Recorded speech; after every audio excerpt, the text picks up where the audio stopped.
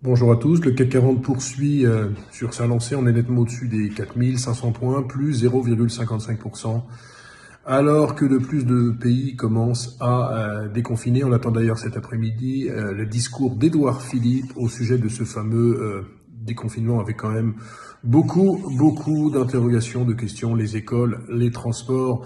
Bref, à noter que la confiance des ménages est sortie ce matin pour le mois d'avril, elle ressort à 95 points, moins 8 points.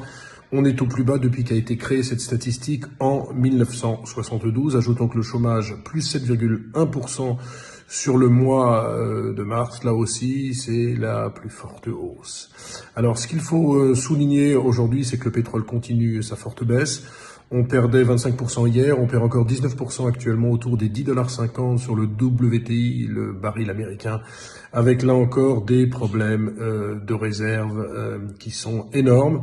Ainsi, les réserves de brut américaines sont à 518 millions de barils, on est au plus haut niveau historique, et puis les stocks de pétrole à Cushing en Oklahoma, on a une capacité maximum de 76 millions, on est déjà à 60 millions, donc il y a vraiment des investisseurs qui sortent de ce marché pétrolier.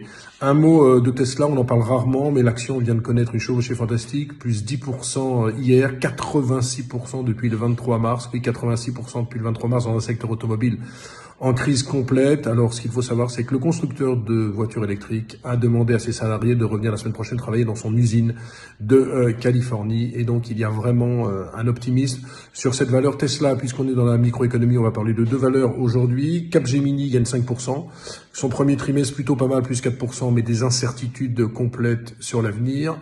Alors vous pouvez vous demander, mais pourquoi le titre monte? Eh bien, tout simplement parce que cela semble pricé dans les cours de Capgemini, enfin Thales.